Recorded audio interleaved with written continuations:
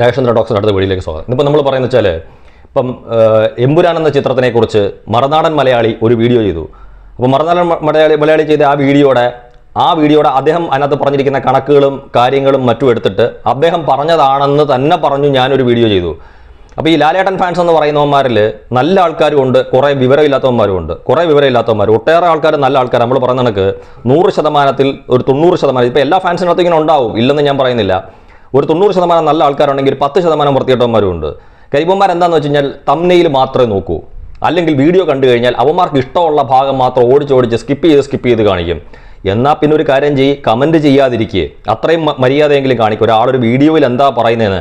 അപ്പോൾ അതുകൊണ്ട് അപ്പം നമുക്കറിയാം ഇവൻ ഒരു ലാലേട്ടൻ ഫാൻ തന്നെയാണെന്ന്. കാര്യം അങ്ങനെയുള്ളവനാണല്ലോ ലാലേട്ടൻ ഫാനിനകത്ത് ഞാൻ ഈ പറഞ്ഞ 10% വരുന്നത്. കാര്യം ഇവന്മാർ കൊണ്ടൊന്ന് കമൻറ്റ് ചെയ്യും. അപ്പം മറുനാടൻ മലയാളിയുടെ ആ ആള് പറഞ്ഞ വീഡിയോ എന്നും അതിനകത്ത് അയാൾ പറഞ്ഞ കണക്കാണെന്നും ഒക്കെ ഞാൻ ഈ വീഡിയോയിൽ പറഞ്ഞ് ഒന്നും കാണാതെ തംബ്നെയിൽ, എന്നിട്ട് ചോദിക്കുന്നത് എന്തിന് താൻ ഈ തംബ്നെയിൽ ഇട്ട് എന്തിനാണെന്നാണ് ചോദിക്കുന്നത്. അവൻ്റെ സൗകര്യം ചോദിച്ചിട്ടാണ് ഞാൻ തംബ്നെയിൽ ഇടുന്നത്. എൻ്റെ സൗകര്യത്തിനല്ലേ ഞാൻ തംബ്നെയിൽ ഇടുന്നത്. അവന് വേണമെങ്കിൽ വീഡിയോ കണ്ടാൽ മതി, വീഡിയോ കണ്ടിട്ട് ഇഷ്ടമുണ്ടെന്നുണ്ടെങ്കിൽ മാത്രം ഈ കമൻറ്റ് ചെയ്യുക.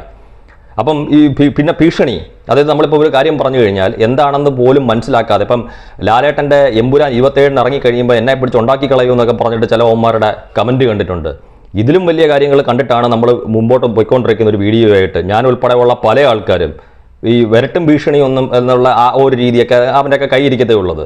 പിന്നെ മാത്രമല്ല, ലാലേട്ടൻ്റെ ഏത് കൂതറപ്പടം വന്നപ്പോഴും ഞാൻ നല്ല അഭിപ്രായം പറഞ്ഞിട്ടുള്ളൂ. ഈ ബറോസും വലിയവനും പോലുള്ള സിനിമകൾ കണ്ടതിന് ശേഷം ഇവന്മാരൊക്കെ തന്നെ കുറേ ആൾക്കാർ പുറത്തോട്ടിറങ്ങിയിട്ട് സിനിമ കൊള്ളില്ല എന്ന് പറഞ്ഞ് അന്നത്തെ ദിവസം തന്നെ ഈ വാലിബനും ഈ ബറോസിനും ഒക്കെ നല്ല സിനിമയാണെന്നും അത് പ്രേക്ഷകൻ തിയേറ്ററിൽ പോയി കാണുന്ന സിനിമയാണെന്നും അത്തരത്തിലുള്ള സിനിമകൾക്ക് അന്ന് വൈകുന്നേരത്ത് തന്നെ ഈ ഡീഗ്രേഡിങ് അതിന് എന്നെ ഒന്ന് തെറി പറഞ്ഞു കുറേ എണ്ണം ഡീഗ്രേഡ് ചെയ്യരുതെന്നും പറഞ്ഞിട്ട് ഈ ബറോസ് പോലുള്ള സിനിമകൾ. കാര്യം ഒരു മനുഷ്യൻ ഡയറക്ടർ ആവാനുള്ള ആഗ്രഹത്തിൻ്റെ പുറത്ത് 80 കോടിയോ 100 കോടിയോ 150 കോടിയോ ഒക്കെ മുടക്കി ഒരു സിനിമ നിർമ്മിച്ച് സംവിധാനം ചെയ്ത് കൊണ്ടുവന്നതാണെന്ന് വിചാരിച്ചിട്ടെങ്കിലും ഞാൻ ആ വീഡിയോ ചെയ്ത്, എനിക്ക് തോന്നുന്നു ഞാൻ മാത്രമേ ചെയ്ത് കാണത്തുള്ളൂ അത്തരത്തിലുള്ളൊരു വീഡിയോ.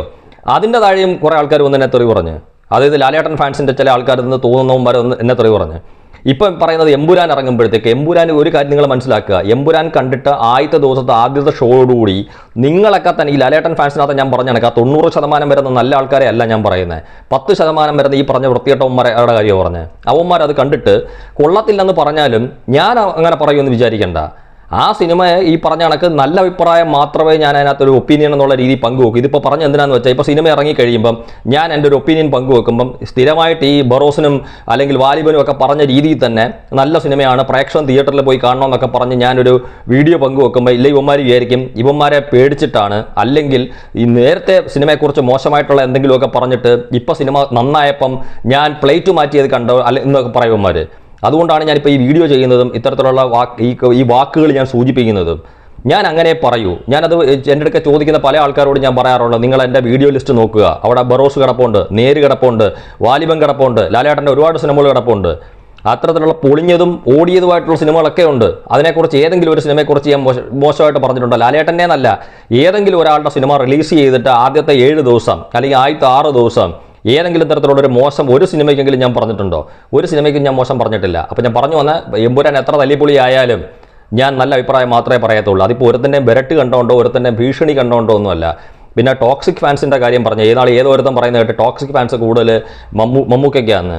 അത് ഈ പറഞ്ഞ കണക്ക് സോഷ്യൽ മീഡിയയിലുള്ള അറിവിൻ്റെ വിവരക്കേടുകൊണ്ടാണ് പറയുന്നത്. കാര്യം മമ്മൂക്കയെ വിമർശിക്കുന്ന ഒരുപാട് യൂട്യൂബർമാരുണ്ട്. അതിൻ്റെ താഴെ എത്ര മമ്മൂക്ക ഫാൻസുകാർ ചെന്നിട്ടാണ് തെറി വിളിക്കുന്നത്? കൂടിയ 1, 2, 3 പേരായിരിക്കും. നേരെ മറിച്ച് ലാലേട്ടനെ വിമർശിച്ചുകൊണ്ടൊരു വീഡിയോ ചെയ്ത് നോക്ക്, അവൻ്റെ താഴെ കടന്നൽക്കൂട്ട ഇളകി കണക്ക് വന്നിട്ടായിരിക്കും ഒരു 19 എണ്ണം വന്ന് എവിടെന്നെങ്കിലും വന്ന് തെറി വിളിക്കുന്നത്. അതിൽ ഉപയോഗിക്കുന്ന വാക്കുകൾ, അത് ഈ കൊച്ചു പിള്ളേർ, ഈ നമ്മൾ ചില എണ്ണത്തിന് പ്രൊഫൈൽ പിക്ചറുണ്ട്, ചില എണ്ണത്തിന് പ്രൊഫൈൽ പിക്ചർ ഇല്ല. പ്രൊഫൈൽ പിക്ചറിൽ തന്നെ പ്രായം കുറഞ്ഞെന്ന് തോന്നുന്ന ചില പിള്ളേർ യൂസ് ചെയ്യുന്ന വാക്കുകൾ വളരെ മോശമായിട്ടുള്ള വാക്കുകളാണ് ചിലവന്മാർ യൂസ് ചെയ്യുന്നത്. വളരെ വളരെ വളരെ മോശമായിട്ടുള്ള വാക്കുകൾ. അത് നമുക്കറിയാം. ഏതോരത്തിനോട് ഞാൻ എപ്പോഴേ പറഞ്ഞ് പഠിച്ചതേ പാടത്തുള്ളെന്ന്.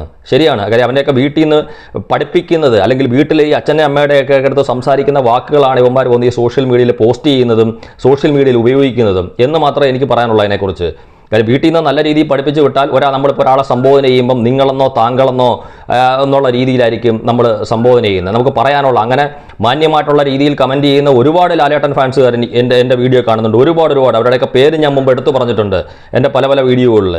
അത്രയും മാന്യമായിട്ടുള്ള അവരെ വിചാരിച്ചിട്ട് നമ്മൾ പല വീഡിയോകളും ചിലപ്പോൾ നമ്മൾ ചെയ്യാതെ വിട്ടിട്ടുമുണ്ട്. പക്ഷേ ഈ ഭീഷണിപ്പെടുത്തുന്ന രീതി അതൊരു നല്ല പരിപാടിയായിട്ടുള്ള കാര്യമല്ല. അതുകൊണ്ട് ഗുണമൊന്നുമില്ല, നിങ്ങൾക്ക് ദോഷമേ ഉണ്ടാകത്തുള്ളൂ. ഇപ്പോൾ എന്നെ പോലെയൊക്കെയുള്ള ഒരാളെ ഭീഷണിപ്പെടുത്തി കഴിഞ്ഞ് കഴിഞ്ഞാൽ അവർ വീണ്ടും അത്തരത്തിലുള്ള വീഡിയോ ചെയ്തുകൊണ്ടിരിക്കുന്നതേ ഉള്ളൂ, ആ ഭീഷണിയുടെ പുറത്ത്. അല്ലാതെ ഭീഷണി കണ്ടുകൊണ്ട് നമ്മൾ ആരെങ്കിലും പേടിച്ചെന്നാൽ പിന്നെ അത് ചെയ്യണ്ടെന്ന് വിചാരിക്കത്തില്ല. പിന്നെ ഈ അടുത്ത സമയത്ത് ചെയ്ത ഒരു വീഡിയോ എനിക്ക് തൽക്കാലത്തേക്കൊന്ന് മാറ്റേണ്ടി വന്നു. അതിനെക്കുറിച്ച് ഒരാൾ ചോദിച്ചു എന്തിനാ മാറ്റേണ്ടി വന്നതെന്ന് പറഞ്ഞാൽ ഞാൻ പറഞ്ഞ കണക്ക് ഞാൻ ഒരുപാട് ഇഷ്ടപ്പെടുന്ന എൻ്റെ വീഡിയോസ് കാണുന്ന ലാലേട്ടനെ സ്നേഹിക്കുന്ന ഒരുപാട് ആൾക്കാരുണ്ട്. അവരിൽ 1-2 പേർ എന്നോട് റിക്വസ്റ്റ് ചെയ്യുന്ന രീതിയിൽ അവർ എന്നോട് ചോദിച്ചു, ചേട്ടാ അത് അത്തരത്തിലുള്ള ആ വീഡിയോ ഒന്ന് ഒഴിവാക്കിക്കൂടെ തൽക്കാലത്തേക്കെന്ന്. അതുകൊണ്ട് അവരത് ചോദിച്ചുകൊണ്ട് മാത്രം തൽക്കാലത്തേക്ക് അതൊന്ന് ഒഴിവാക്കിയിട്ടുണ്ട്. കാര്യം ഈ പറഞ്ഞ കണക്ക് എനിക്ക് പറയാനുള്ള എൻ്റെ അഭിപ്രായമാണ് ഞാൻ അതിൽ കൂടെ പറഞ്ഞത്. പക്ഷേ നമ്മൾ പറഞ്ഞ കണക്ക് എല്ലാം ഈ പറഞ്ഞ കണക്ക് നേരിട്ട് കാണുന്നതും കാണാത്തതുമായിട്ടുള്ള സൗഹൃദങ്ങളുണ്ട്. അപ്പം ഞാൻ നേരിട്ട് കാണാത്ത എൻ്റെ സുഹൃത്തുക്കളെന്ന് ഞാൻ കണക്കാക്കുന്ന അവരും ആ കമൻസിനകത്ത് ആ മാന്യത പാലിക്കുന്ന ഒരുപാട് ആൾക്കാർ. അപ്പം അത്തരത്തിലുള്ള ആൾക്കാരോട് ഉള്ള സ്നേഹം കൊണ്ട് നമ്മൾ ചില വീഡിയോകൾ ചിലപ്പോൾ വേണ്ടാന്ന് വെക്കും, ചിലത് നമ്മൾ പോസ്റ്റ് ചെയ്തതിന് ശേഷവും ചിലപ്പോൾ നമുക്കത് ഒഴിവാക്കണമെന്ന് നമുക്ക് തോന്നും. അത് ഞാൻ പറഞ്ഞ കണക്ക് ആ ഒരു സ്നേഹത്തിൻ്റെ പുറത്ത് അത് അങ്ങോട്ടും ഇങ്ങോട്ടും ഉള്ള. അല്ലാതെ ഇപ്പോൾ പറഞ്ഞ കണക്ക് അങ്ങനെ ഉണ്ടാക്കിക്കളയോ ഇങ്ങനെ ഉണ്ടാക്കിക്കളയോ എന്ന് വിചാരിച്ചു കഴിഞ്ഞാൽ അല്ല, അത്തരത്തിലുള്ള വാക്കുകൾ കൊണ്ട് നിങ്ങൾ ഒരാളെ പ്രകോപിപ്പിച്ചാൽ വീണ്ടും ഒരാൾ അത്തരത്തിലുള്ള ഒരു വീഡിയോ ചെയ്യത്തതേ ഉള്ളൂ. അതുകൊണ്ട് എമ്പുരാൻ റിലീസ് ചെയ്യട്ടെ, വലിയൊരു വിജയമായി തീരട്ടെ. എൻ്റെ ആഗ്രഹം അത് തന്നെയാണ്, വലിയൊരു വിജയമാവുക. കാര്യം ഒരാൾ പരാജയപ്പെടുന്നിടത്തോ, ഇപ്പോൾ ലാലേട്ടൻ പരാജയപ്പെടുന്നിടത്ത് ആന്റണി പെരുമ്പാവൂരിൻ്റെ കുറേ പൈസ പോയി, അല്ലെങ്കിൽ മമ്മൂക്കയുടെ ഒരു സിനിമ പരാജയപ്പെടുമ്പോൾ അതിൻ്റെ പ്രൊഡ്യൂസറുടെ കുറേ കാശ് പോയി. അതുകൊണ്ട് എനിക്കിപ്പോൾ സന്തോഷം കിട്ടുമോ? ഇല്ല. അതുകൊണ്ട് എല്ലാ സിനിമകളും ഇവിടെ വിജയിക്കണം. പക്ഷേ നമ്മൾ പറഞ്ഞ കണക്ക് ഒരു മമ്മൂക്കയായാലും ലാലേട്ടനായാലും തിരഞ്ഞെടുക്കുന്ന കഥാപാത്രങ്ങൾ, മുന്നോട്ട് പോകുന്ന സിനിമകൾ, അതിൻ്റെ സെലക്ഷനും മറ്റു കാര്യങ്ങളും എല്ലാം നമ്മൾ വിമർശിക്കും, അല്ലെങ്കിൽ നമ്മൾ സംസാരിക്കും. അതിനെക്കുറിച്ച് മാറ്റേണ്ടുന്നതാണെങ്കിൽ മാറ്റാൻ വേണ്ടി നമ്മൾ പറയും. അത് വേണ്ടുന്നത് സ്വീകരിക്കും, വേണ്ടാത്ത അവർ സ്വീകരിക്കത്തില്ല, അത്രയേ ഉള്ളൂ.